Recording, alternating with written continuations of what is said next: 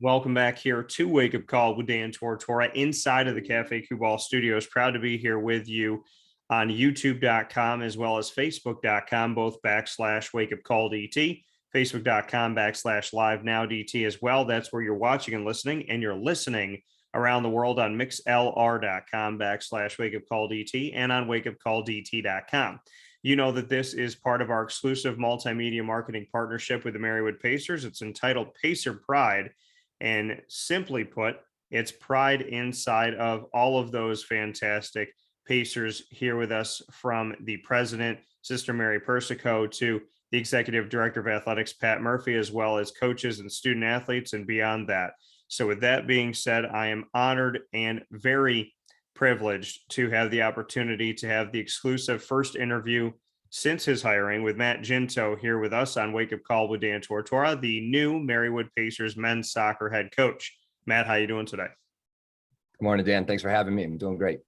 Absolutely. And happy to have you here, Matt. And so I know doing some research here, looking back on some recent stints for you, obviously with Vassar as the associate head coach and as an assistant coach as well at Utica. What can you tell me about what you've taken away from your coaching stops and what maybe prepared you to be a head coach? Yeah, absolutely. I think it goes back further than that, if I can. As a player, as a student of the game, I can remember there was a moment in time where, it occurred to me that there's more to this game than just playing. And it was really my experience in NPSL, playing with Greater Binghamton Football Club was the team name. And, where I am now, that's just an hour or so up the road. So I was playing there and through that opportunity, got to be involved in the club setup. And I think really learning at that moment what coaching afforded me, as an opportunity to stay involved in the sport that I loved my whole life and make a career out of it was really the first thing that I latched onto. The impact that you could have on young people, both kind of teaching life through football and football through life. And that was my first experience. And then recognizing, I'm a first gen college student. And when I knew I wanted to continue my own education. So Utica University afforded me that opportunity. I stayed connected with Coach Mark Antonio there, who's done an awesome job and taken the program further.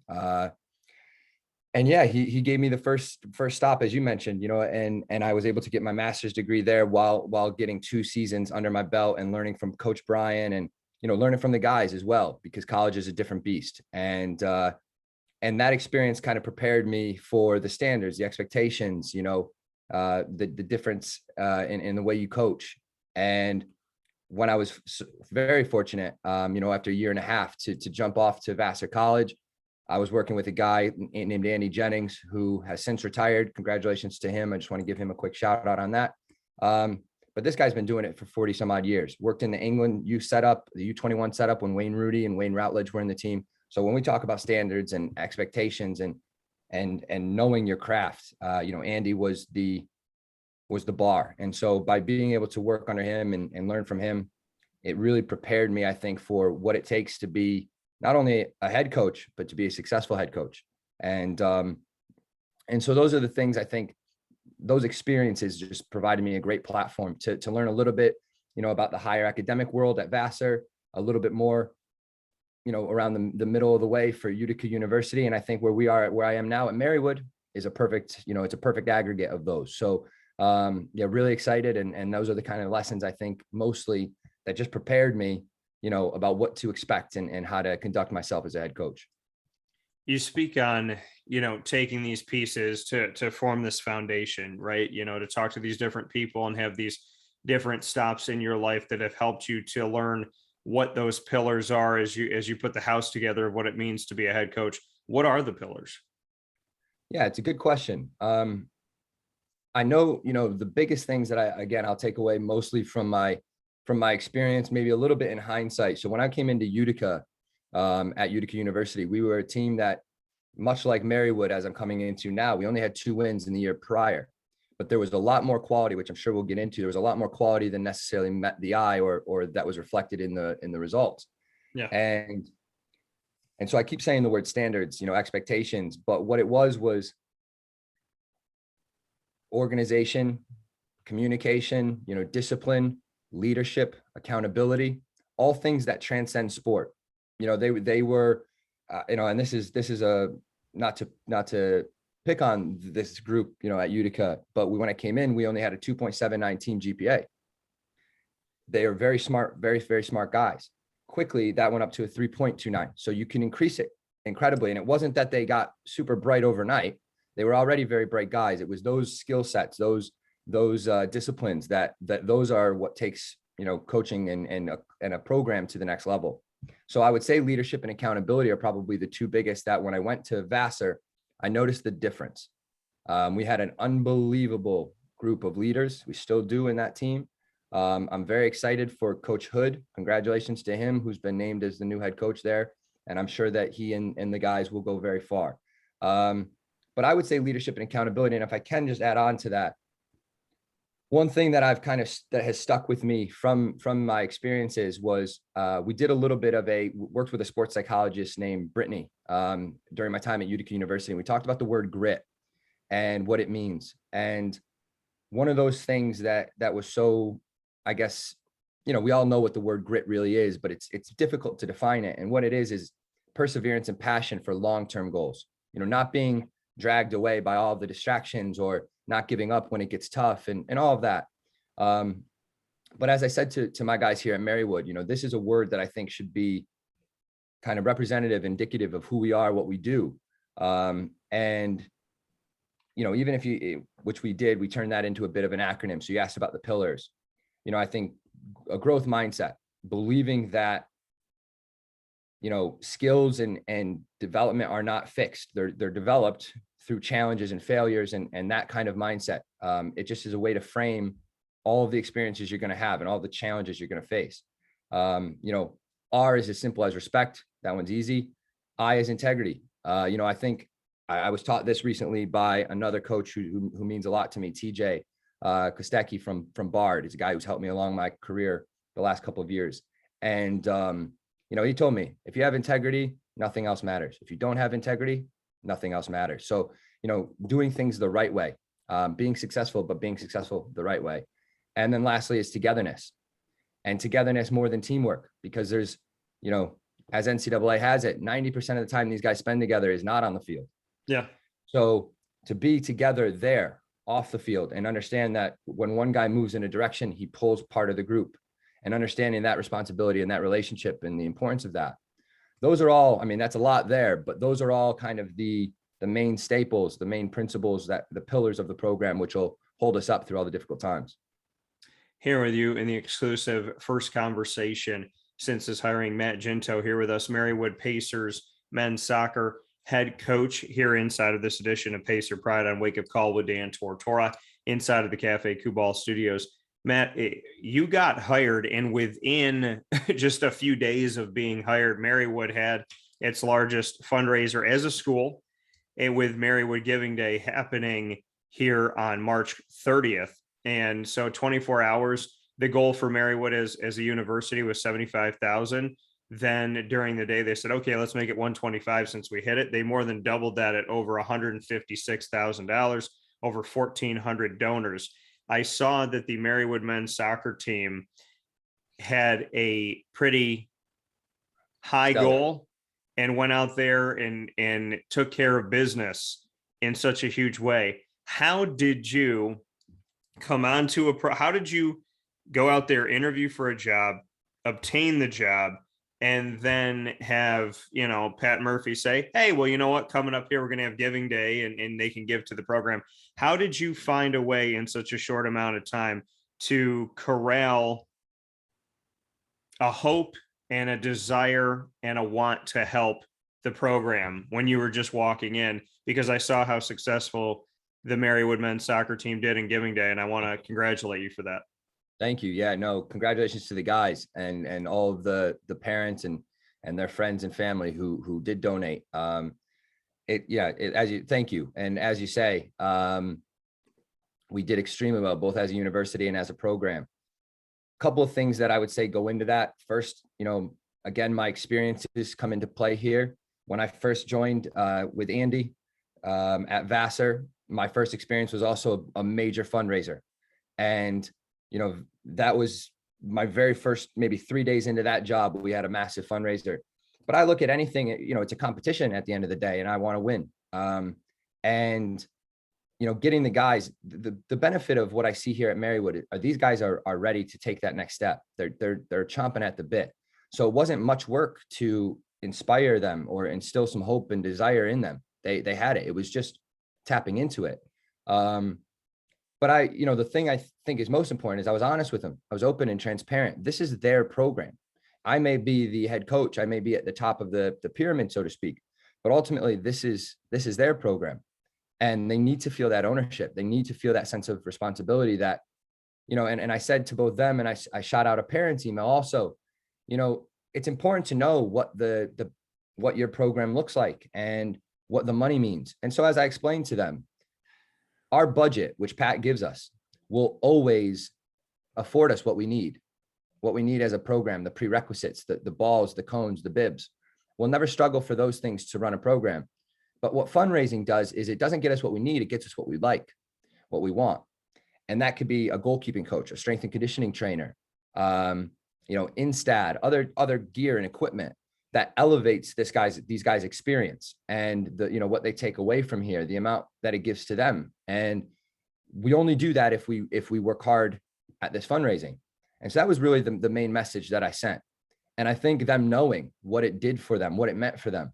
We talked a little bit about when you are, soliciting for some donations, which is, again, something I've been fortunate enough to be pretty successful with in my time. It's a matter of connecting the money to a purpose. When I was fundraising, as I said, at Vassar, we were fundraising for a major international trip. We took the team over to England, and it was an incredible experience, but you can imagine the amount of money that we needed to generate for that to be, a success. Yeah. And in order to do that, it's about saying, with the money you're giving me, we are going to be able to go as a team to go and tour Anfield at Liverpool. That now gives so much purpose, and people are more willing to donate or generate, give money. And so I think drilling that into the guys wasn't as difficult as it may seem. And they were very excited. They were very excited to do the work. And I just said to them yesterday, we had our first training session for spring ball, which was very exciting. And, at the end of the session, I said, clap yourselves. You should be very proud of the work that you've done and what that 5,000, I think it was $790 or so that we did generate for the program. That's going to go a long way to making a better experience for you, a long way to, you enjoying being part of the program. So, appreciate that. But I would give all the credit to the guys. How do you come onto a team that you did not recruit and work to build that connection, work to build that belief and confidence in you from them? How do you do that in such a short amount of time? Like you said, I give it to the guys are willing to do it. Sometimes when it comes to building leadership, it takes a long time to get somebody to trust you, right? Have faith in you. Why do you feel that these young men in a short span of time have had trust and faith in you as a leader? What are you showing them, and what are you saying to them that you feel made them buy in when sometimes the buy-in really takes a long time?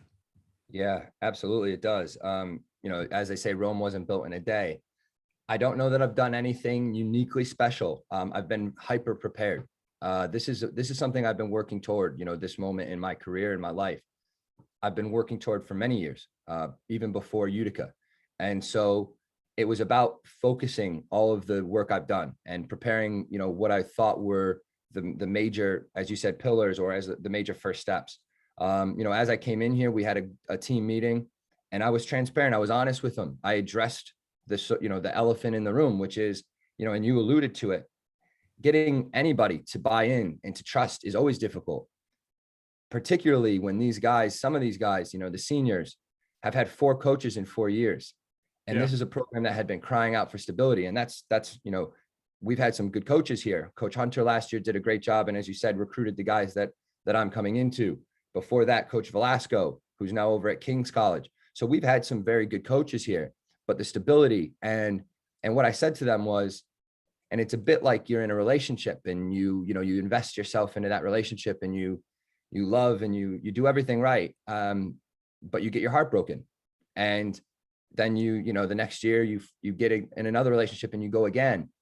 And eventually, after 2, 3, 4 times of that heartbreak, it becomes difficult to invest yourself. I mean, we're humans, so it becomes difficult. You can say, oh, you need to buy in, but it's not that easy, right? Like there's emotion involved.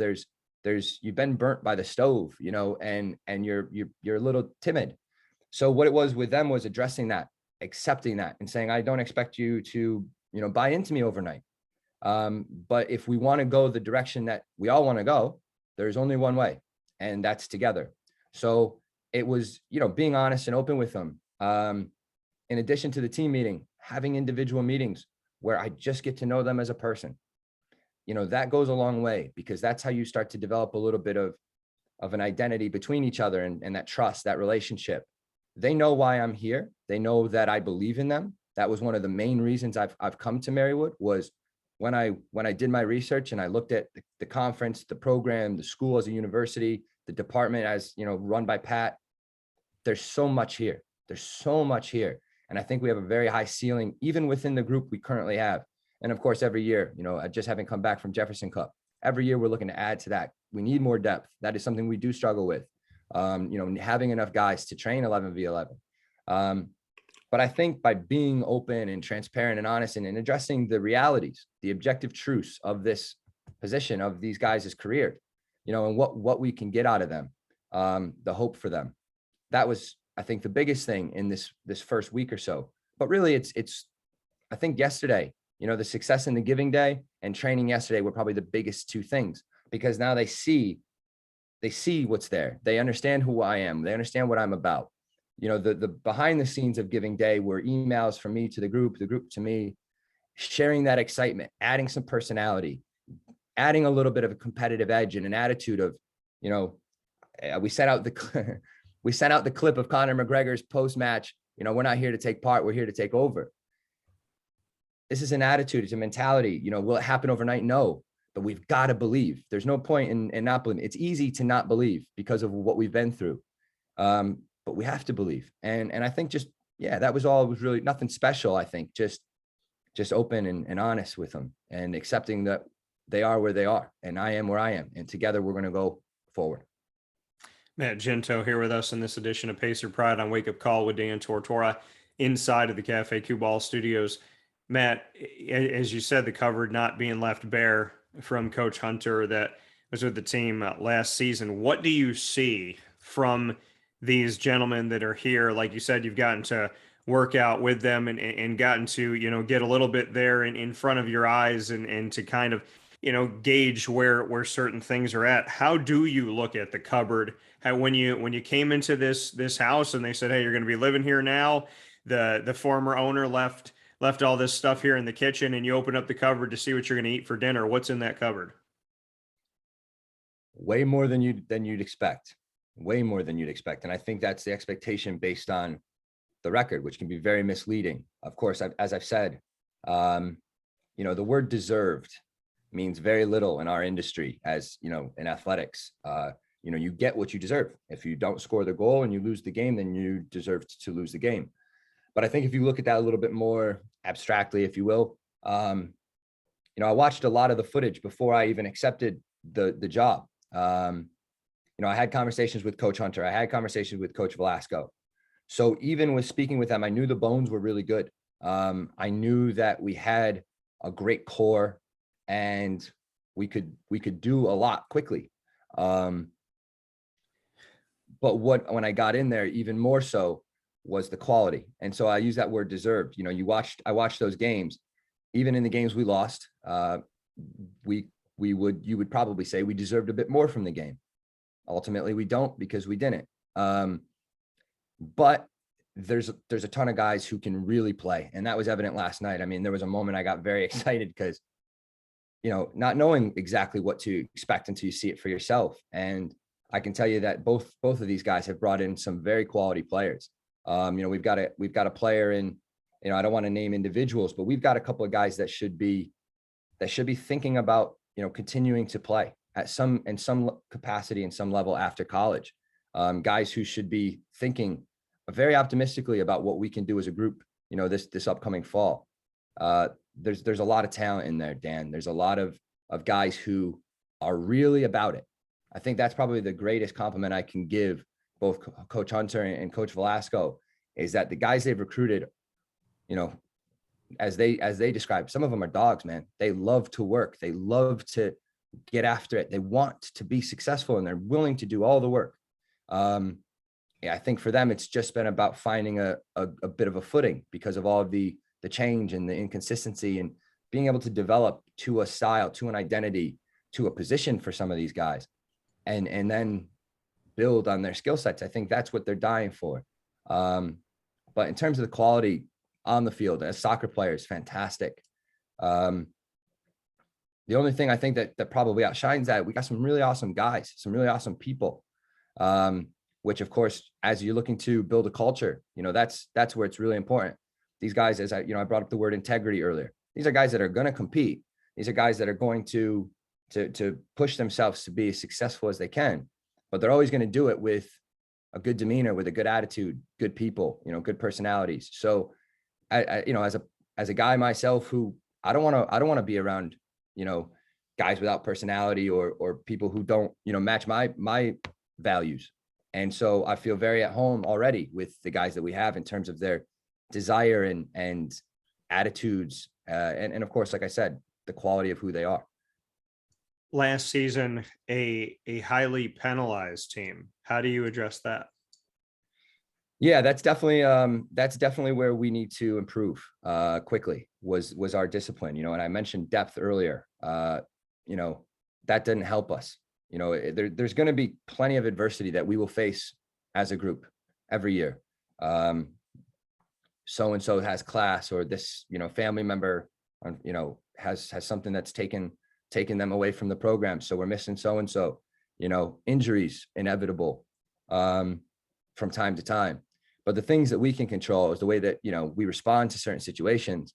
And I think it goes back to, like I said, it's the pillars, you know, it's the respect, the integrity, the attitude, the mentality, the leadership, the accountability, and accepting that we're in control of ourselves. If there's nothing else that we control, we control how we react to certain situations.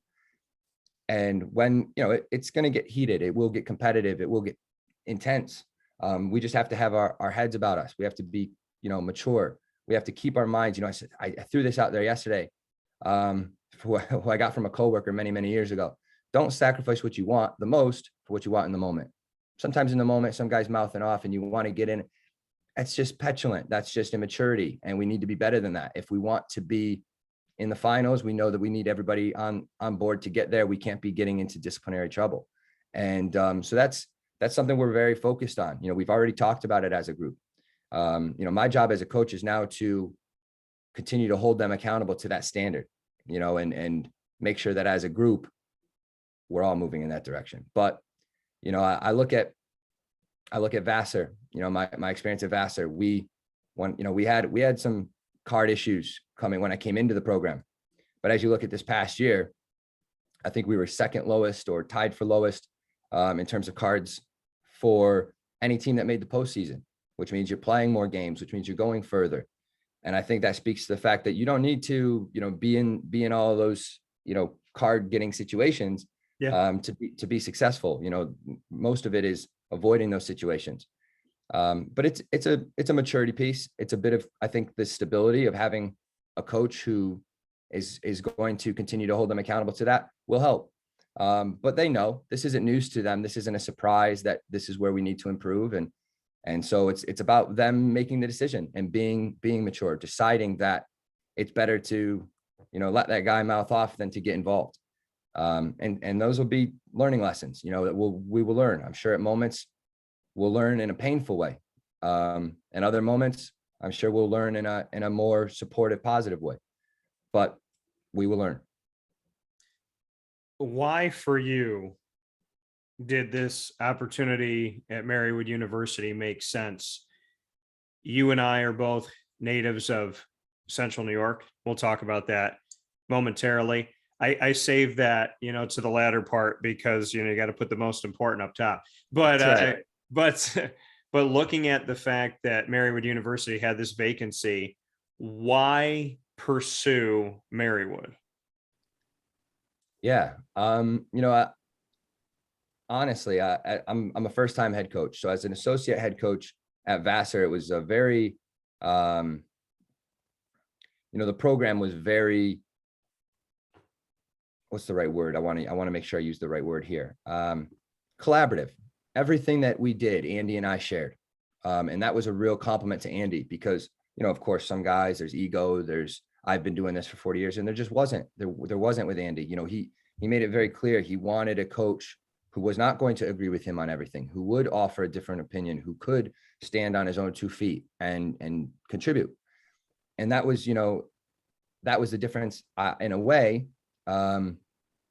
to Utica, where Utica, I was very fresh. I was still learning. I was still trying to figure out college coaching, and I maybe couldn't offer quite as much that I could when I got to Vassar.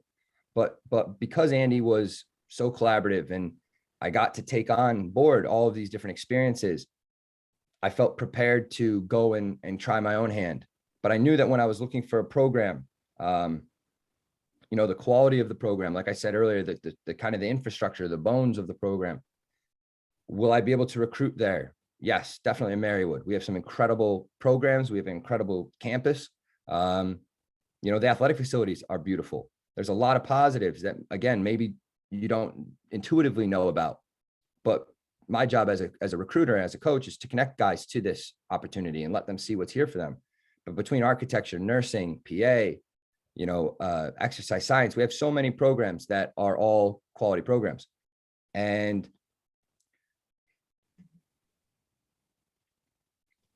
when I look at the conference, Dan, it's 6 or 7 teams make the postseason. So did we have a good year last year? No.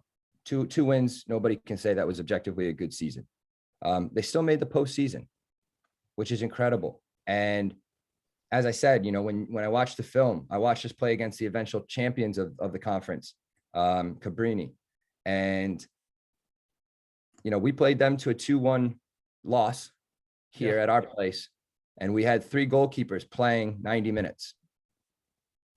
So do that math. That means that 2 goalkeepers were playing as our 10 and as our right wing for 90 minutes. And that goes back to the depth and the issues we had with discipline, with staying fit, with having enough guys in general.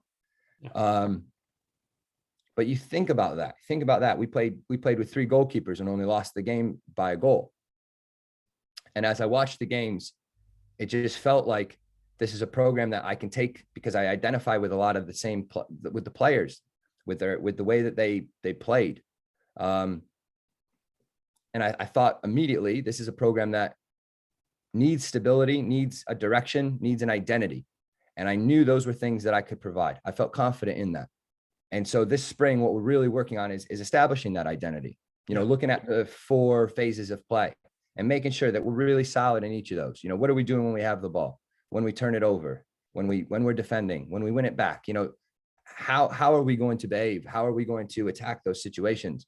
And so I felt, honestly felt, for a first-time coach, it's a conference that you can win a conference game, 2 conference games, and still put yourself in contention with, and that's a wild thought, because some conferences, certainly the Liberty League, where I came from with Vassar, it wasn't that way. You needed to win 4 or 5 games and put yourself in a position. And it was very difficult at that. And of course, this is not to say that Atlantic East is going to be an easy conference. It's not. There's some very, very good programs. I know some of the head coaches, and I see them constantly on the recruiting trail. So I know we have our work cut out for us. There's no question about it. But it's all to do here, between the players, like I said, the facilities, and really what we can go do. So again, all that's to say, first-time head coach, I wanted a place where I could make an impact, where me personally was valuable, not just part of the process, not part of the next coach. I want to make a difference. I want to take a program and make them better. And I think I can do that here. I think this is a similar type of school, type of background that I came from personally. And I know you said we'll talk a little bit about that. But, I get these guys, I understand where they're coming from. I just felt a real sense, even with speaking with Pat.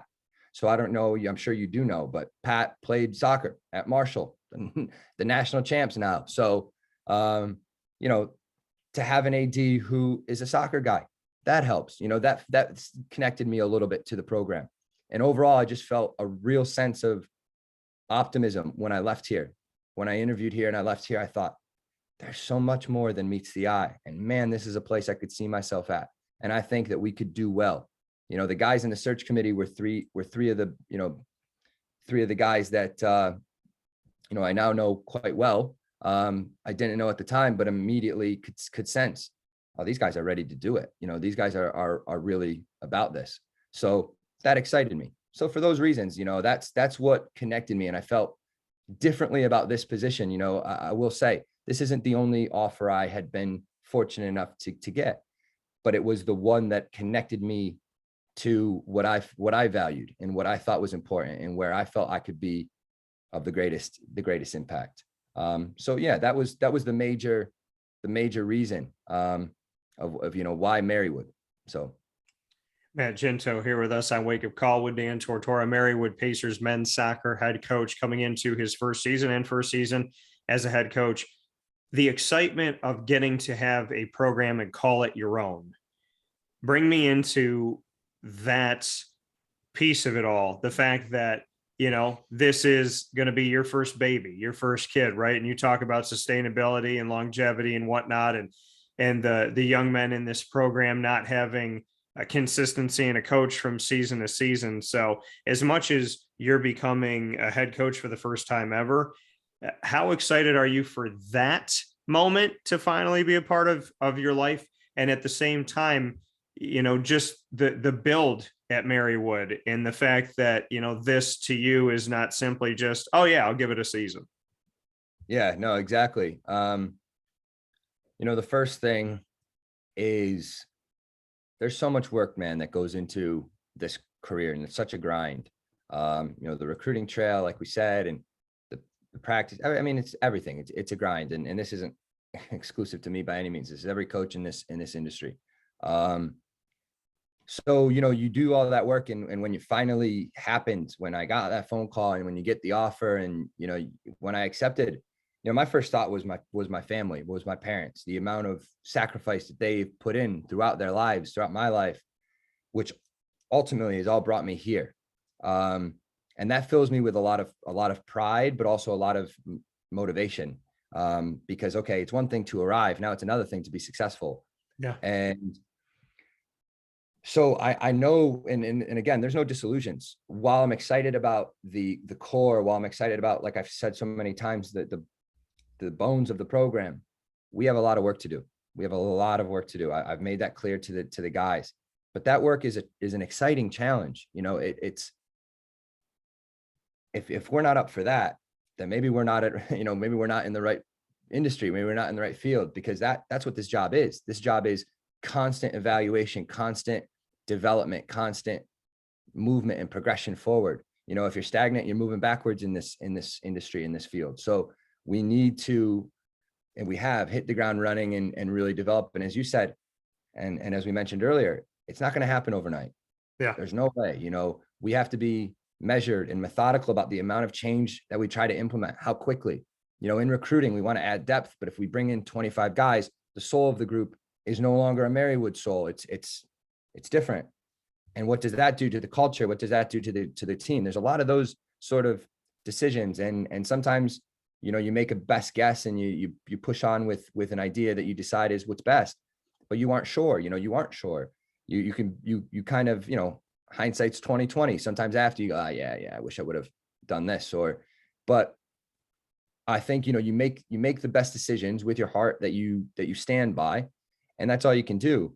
And like you said, over years, over 2, 3, 4 years, you bring in, guys who match your values, match your personality, and you continue to build that identity on the field.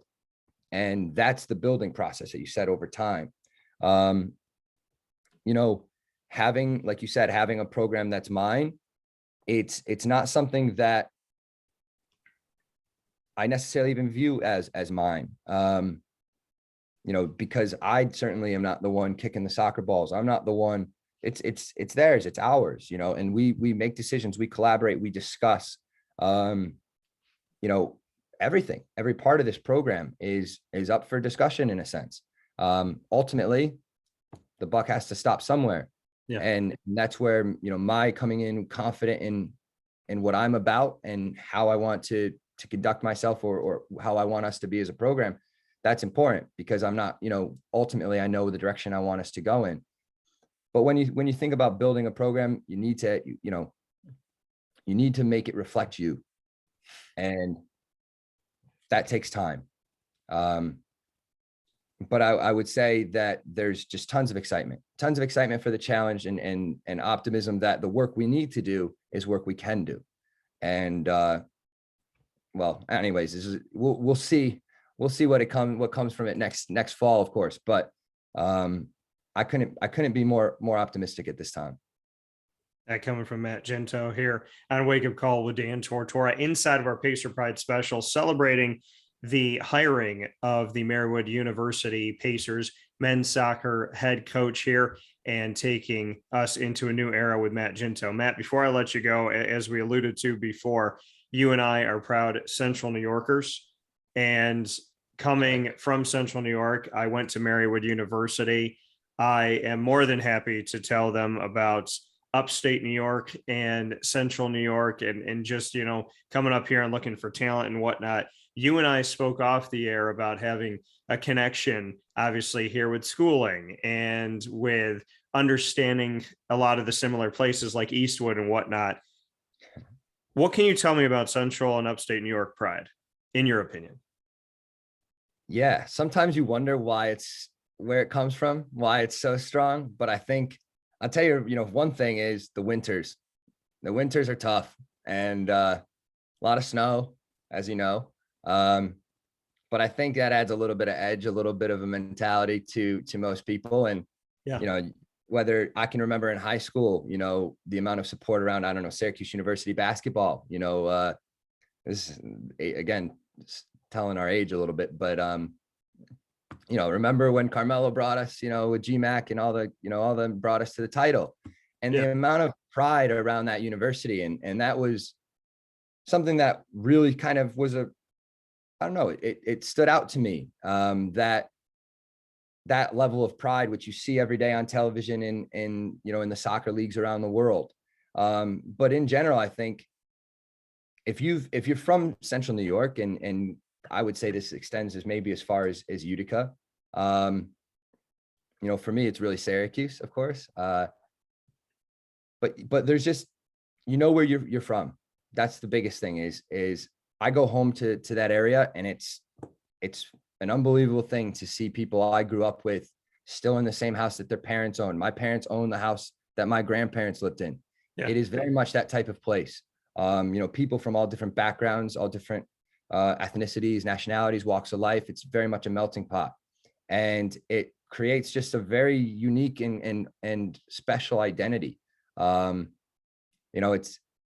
It's a unique place, but it's a place that I'm very fond, and I know you said the same thing, to call home and to go home to, and it feels like home. The neighborhoods, the fact that I could touch my neighbor's house and my house at the same time, standing there growing up, was, we didn't have all this land, all this property. Everybody. They're very much your neighbor, and it created a community feel. So I think you take all those things away, and I think about who I am now. And again, maybe haven't even thought so much consciously until you've asked this question, but I'm sure that's part of why I am how I am. The fact that I say hi to my neighbors, and when I walk into an office, I say hi to anybody I can see. I'm a social guy. I think it just all comes from the upbringing I had, the background. And as I mentioned earlier, my first thought was my family. I think that goes back to the roots that I come from. But overall, Central New York is, a special place, and it's not for the faint of heart sometimes, but it is a special place. we do a thing on the show called Rapid Fire. I'm going to do a Central New York Rapid Fire, which I've never done Okay. before. And I'll Okay. throw a bunch of things at you here. First thing that comes to mind when I say it, best bakery in Central New York. Lincourt Bakery. That is the correct answer. That is correct. That's absolutely the correct answer. Rest in peace to my grandfather. That man was a chef by trade for his whole life. And many times he could not eat somewhere else because he just didn't like the way they made stuff. But man, that guy loved Lincourt Bakery. So we would grab him all the sweets, all the donuts, all the bread, and obviously it's still a family tradition. As long as you're willing to wait in line. Like I said, that's one of those things that's unique about CNY. This little mom and pop type of bakery that's been there for however long, for as long as Eastwood's been around, probably. And, you get a line of 20, 30, 40, 50 people out the door, and you have to wait to get your goods. I know that's not rapid fire, but definitely Lincourt Bakery.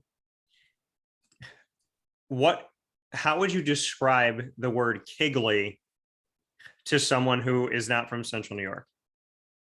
You don't explain it. You just bring them to Central New York and let them figure it out for themselves. I like that. That's a good answer. Favorite donut at Lincourt Bakery?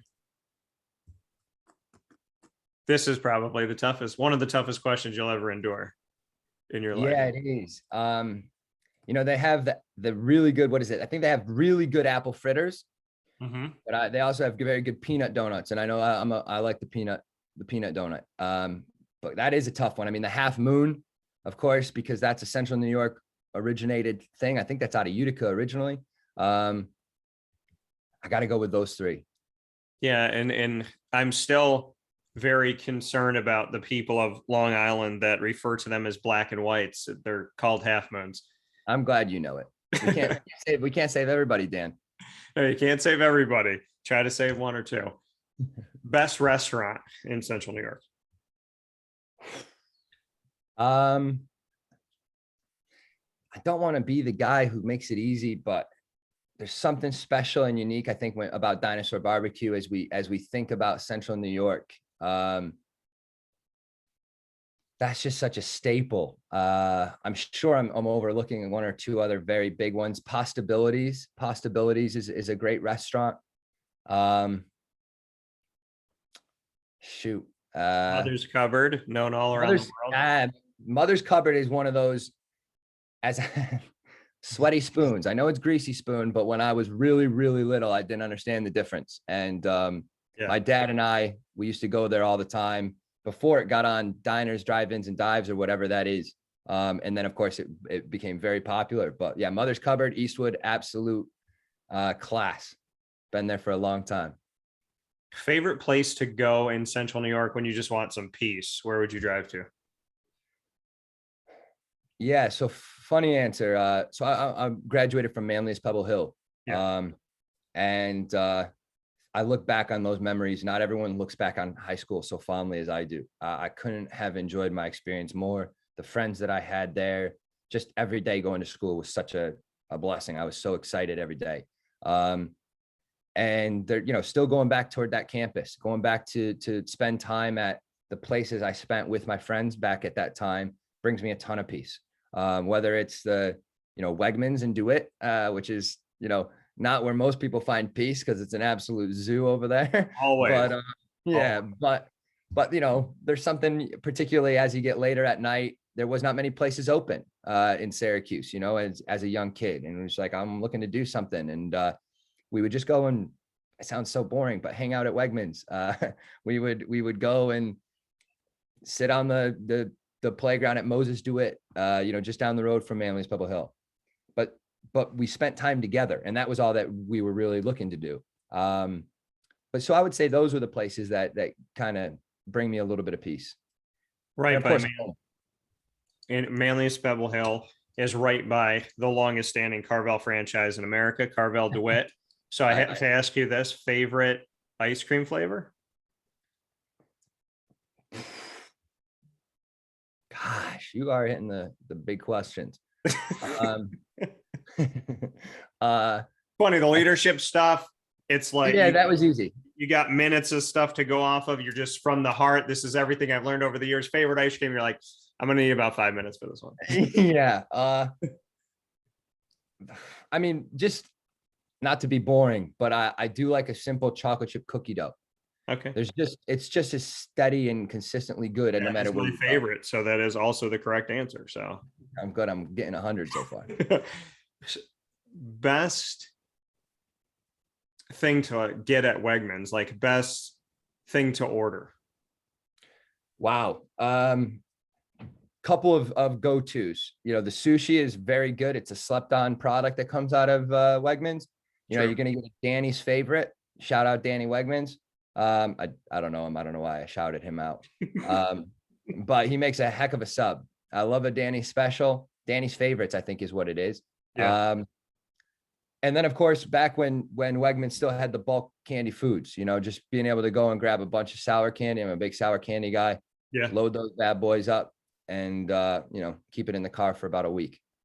So You shouted out Danny, as so many of us do, in hopes that one day we'll get a free sub. So exactly right. Couple more here. Driving around central New York as a kid, what song on the radio do you remember, you know, being in Syracuse and whatnot and going to school? When you're driving back and forth to school, what was a song that you blared all the time? Yeah. I have to give a unique shout out. Another Night, Another Dream. I should know who sings it. It's not Ace of Base, but it's around that time period. Not another night, another dream, but always you. You know the song. Yeah. You know, the Boulevard, Erie Boulevard, of course, being such a, you know, famous piece of the area. You know, we were always on it, and as I said, there wasn't always a lot to do in the area for young kids, 17, 18, but we just graduated high school and can remember we would just drive around the boulevard, and that song seemed to be, even though it wasn't popular at the time, we brought it back. We just had we were having fun, windows down, dancing and pointing at people in other cars, just having a good time, being goofballs. But that song kind of became a bit of like a song for us as a group, that we had fun too. And then in terms of soccer, I would say, you know, funny, I guess, enough for, you know, guys coming up from MPH, but you know, I can remember with the boom box walking off of the bus and having, you know, different songs like, you know, Soul Survivor by Akon and Jeezy. So a little bit of everything, honestly, you know, but those were some songs, I guess, that definitely stick out. Real McCoy. Yes, the Real McCoy. Thank you. There it is. That's it. Yeah, Not Another Night and Always You. Yeah, it's perfect. Final Central New York rapid fire. Favorite part of the mall?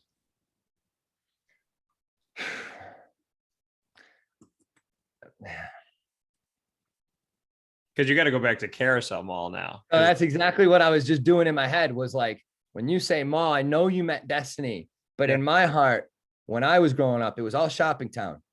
Carousel was not the mall that I would go to that mall with my parents, but when it went to, you know, walking around and going to the movies, and, you know, shopping town was closer. It was easier to get to. It was less, you know, crowded. It was, you know, I don't know, more community in a way.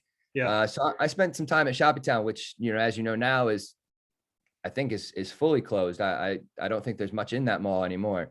So I don't know what their plans are with it, but, you know, at Carousel, Destiny, the best part has to be Dave and Buster's now.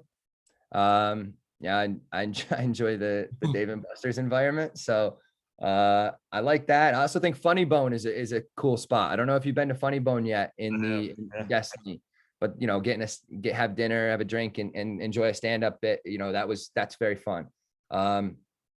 I have to say too, my nephew likes the ropes courses and the go-karts and the trampoline park. So I should say, while I still reflect fondly on Carousel, they have done a nice job with Destiny. I got to admit. I have to throw a bonus one in here. Is there a local company commercial that you just could never forget? Because I have one in mind, I feel like most people say, but a person or a company from Central New York that we saw on television, especially during games too, all the time, that you just can't get out of your head? So many. Duncan O'Bright. That was one. I did go to school with Joe Bright for a year or two, I think, at MPH. So that one stuck out. Sam's Auto Body. I also went to school with Samantha Vigilati, and I can remember being so young and seeing her ride up in her little, motorized car, one of the ones that kids drive, and better call Sam's Auto Body. So we would, anytime there was an accident, a spill, and someone inevitably would finish it off with better call Sam's Auto Body. So, which is the one you're thinking of? I'm thinking of, well, there's a couple, I think was it LensCrafter? I know the Industrial Color Lab. Is that the one? Probably. And then, so that one stuck out to me. And then also Goldberg's The Money Saver, We're Going to Save You More, the furniture. Yep. Always was playing during TGIF on ABC. And then definitely Billy Fusillo, rest in peace. That was the other one, but that's bigger, unfortunately, than even just Syracuse. Yeah, no, it is in a big way. So you helped me to not only have the opportunity to talk Marywood, but to also link it back to Central New York. And now there's somebody at Marywood University that can understand all of the undertones of me. So, which is a great thing. I mean, we've been able to build so many relationships with coaches there, and I love being around the whole staff and the athletic department at Marywood in general. But now I already know that I have a built-in inside joke guy that I don't have to they say it takes a long time to build in that friendship or that connection. I now know that I have these built-in jokes that I don't have to worry about spending the time to have to tell everybody what a kiglee is and how you spell it and what it means. Like I told you, don't bother. Don't even give it to them. Either they figure it out for themselves or they don't get to know. Yeah. Oh, you mean an eclair? No, there's nothing in it. Well, it sounds boring. It's not boring, but I don't know if you would definitely like it. But how do you know? Because I had to bring them to people in Florida. I remember taking them to my great aunt Dorothy, 50 of them, 40 were chocolate, 10 were vanilla. And that was only to be kind to the people that we didn't take all their chocolate, because she didn't really eat the vanilla ones. And we put it, I still remember this. We went down to Florida and put the box in the overhead compartment and brought her down those donuts. And she ate 5 within the first half hour of being with us. And she weighed about 89 pounds. So, well, and there you go. So there's the shout out that's all you need to hear. That's the glowing advertisement right there for those. I mean, again, you can lead a horse to water, man. But if they don't want to try it out for themselves, then like I said, we can't save everybody. You can lead it. Dan, go ahead. Nobody gets you like I do, Dan. That's the thing.